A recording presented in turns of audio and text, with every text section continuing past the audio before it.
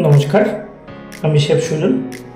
আপনাদের কাছে একটা নতুন মাছের রেসিপি নিয়ে চলে এসেছি আবার। তো চলুন, এটা একটা বাটা মাছের রেসিপি। তো প্রথমে বাটা মাছটাকে কেটে হলুদ আর নুন দিয়ে ভালোভাবে মাখিয়ে নিলাম। 2-5 মিনিট রাখার পরে এবারে বাটা মাছটার জন্য আমি পেঁয়াজ কেটে নেব। পেঁয়াজ দিয়ে আর সর্ষে দিয়ে করব, আর আলু দিয়ে পাতলা ঝোল হবে। তো পেঁয়াজটাকে ভালোভাবে কেটে নিলাম।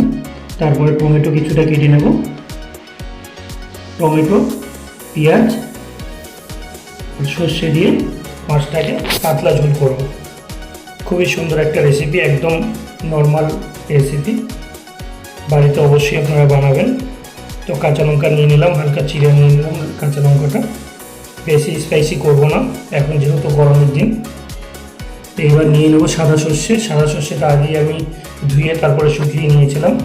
এখানে সাদা সর্ষে ধরুন 3 ভাগের 2 ভাগ সাদা সর্ষে থাকবে, 1 ভাগ কালো সর্ষে থাকবে। দিয়ে দিলাম হালকা হলুদ, নুন আর কাঁচা লঙ্কা। এবার জল দিয়ে ভিজিয়ে রাখবো। কিছুক্ষণ পরে এটাকে পেস্ট করে নেব। সুন্দর করে পেস্ট করার পরে দেখুন কত সুন্দর পেস্ট হয়ে গেছে।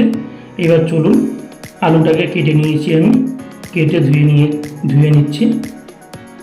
আপনি আলু ছাড়াও বানাতে পারেন। এখানে আলু দিয়েছি আমি। এবার ভালোভাবে কড়াইটাকে এখানে সর্ষের তেল আছে, প্লাস সাদা তেল দিয়েছি আমি। শুধু সর্ষের তেলে বানাইনি এখানটায়। তো এবার আলুটাকে ভালোভাবে ফ্রাই করে নেব সুন্দর করে। হালকা হলুদ আর পরিমাণ মতো নুন দিয়ে সুন্দর করে ফ্রাই করব এটাকে। আর অবশ্যই আগের নতুন নতুন ভিডিও পাওয়ার জন্য আপনারা অবশ্যই আমার চ্যানেলটাকে সাবস্ক্রাইব করে দেবেন। চলুন, এবার আলুটা হয়ে গেছে। এবার আমি মাছটাকে ফ্রাই করে নেব, যেহেতু আগে থেকেই নুন আর হলুদ দিয়ে আমি মাখিয়ে রেখেছিলাম সুন্দর করে। এবার মাছটা ফ্রাই হয়ে গেলে তুলে নেব। এবার চলুন, প্রথমে দিয়ে দিলাম শুকনো লঙ্কা, তারপরে দিয়ে দেবো সাদা গোটা জিরে। গোটা জিরে দেওয়ার পরে দিয়ে দিলাম কালো জিরা পরিমাণ মতো। এবার দিয়ে দেবো সুন্দর করে হালকা রোস্ট করে। এবার দিয়ে দেবো কেটে রাখা পেঁয়াজগুলো। এবার দিয়ে দেবো পেঁয়াজগুলো ভালোভাবে ভাজা হয়ে গেলে দিয়ে দেবো পরিমাণ মতো সল্ট। হালকা ভাজাটা সুন্দর হয়ে যাবে, পেঁয়াজটা হালকা গলে যাবে, ওই কারণেই আমি দিয়ে দিলাম। তো দেখুন সুন্দর করে ফ্রাই হয়ে গেছে। এবার দিয়ে দেবো কেটে রাখা টমেটোগুলো। একদম সহজ রেসিপি, আপনারা অবশ্যই বাড়িতে করে অবশ্যই ট্রাই করবেন। তো দেখুন দিয়ে দিলাম কাঁচা লঙ্কা। সুন্দর করে ফ্রাই করবো এটাকে। ফ্রাই করার পরে টমেটোটা গলে যাবে। গলে যাওয়ার পরে আমি দিয়ে দেবো মশলা। এখানে একদম প্লেন মশলা দেবো আমি, যার শুধু হলুদ আর ধনে গুঁড়ো। দেখুন টমেটোটা অনেক গলে এসছে। এবার দিয়ে দেবো আমি ধনে গুঁড়ো, দিয়ে দেবো হলুদ গুঁড়ো আর হালকা কালারের জন্য কাশ্মীরি চিলি। দিয়ে দিলাম পরিমাণ মতো সল্ট। খুবই সুন্দর একটা রেসিপি, আপনাদের কাছে আবার অনেক দিন পরে চলে আসলাম। দিয়ে দিলাম পরিমাণ মতো জল, কারণ মশলাটা বেশি পুড়ে গেলে তিতো হয়ে যাবে। এবার ভালোভাবে এটাকে কষিয়ে জলটাকে শুকিয়ে নিতে হবে। খুবই সুন্দর একটা ফ্লেভার এসছে। দেখুন জলটা শুকিয়ে গেছে, তেল বেরিয়ে গেছে মশলা থেকে। এইবার দিয়ে দেবো আমি এটার মধ্যে ভেজে রাখা আলুগুলো।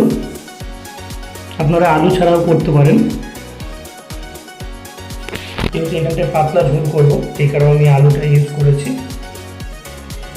খুবই সুন্দর একটা সেন্ট চলে এসছে, ফ্লেভার একদম কম মশলা কড়াইয়ের মধ্যে। অবশ্যই আমার চ্যানেলটাকে সাবস্ক্রাইব করে রাখবেন আগের নতুন নতুন ভিডিওগুলো পাওয়ার জন্য। তো এইবার দিয়ে দেবো আমি পরিমাণ মতো ঝোলের জন্য জলটা দিয়ে দেবো। আমি এখানে নর্মাল জল ইউজ করেছি।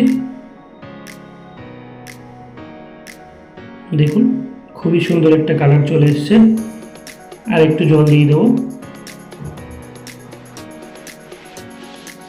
একদম পাতলা, খুবই পাতলা হবে এটা।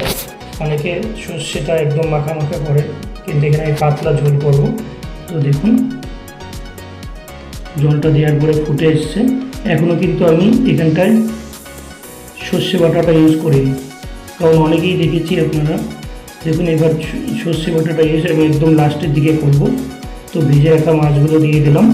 অনেকেই আপনারা কী করেন, সর্ষে তেলের উপরে দিয়ে ভালোভাবে কষালে সর্ষেটা তিতো হয়ে যায়। এই কারণে আমি এখনও দেখুন মাছের ঝোল প্রায় হয়ে এসছে, এখনও কিন্তু আমি সর্ষেটা দিইনি। তো চলুন আমি আগে সর্ষেটা কখন দিই আপনারা সেটা দেখে নেবেন। তো অনেকটাই ফুটে অনেকটা জল কমে এসছে। এইবার আমি পেস্ট করা কাঁচা সর্ষেটা নিয়েছি একটা গামলায় নিয়ে এবার ঝোল পরিমাণ কিছুটা ঝোল নিয়ে এটাকে ভালোভাবে মিলিয়ে এইবার আমি সর্ষেটা উপর থেকে ঢেলে দেবো। এতে আপনার সর্ষের ফ্লেভারটাও স্ট্রং হয়, প্লাস তিতো থাকার কোনো সম্ভাবনাই থাকে না। দেখুন খুবই সুন্দর আর খুবই পাতলা একটা লেয়ার চলে এসছে, আর খুবই সুন্দর একটা ফ্লেভার চলে এসছে। দেখুন পাতলা ঝোল একদম খুবই সুন্দর। তো অবশ্যই আপনারা বাড়িতে বানিয়ে ট্রাই করবেন, আর অবশ্যই কমেন্টস করে বলবেন কীরকম হয়েছে, আর অবশ্যই চ্যানেলটাকে সাবস্ক্রাইব করে দেবেন। আপনাদের সাপোর্ট অবশ্যই দরকার।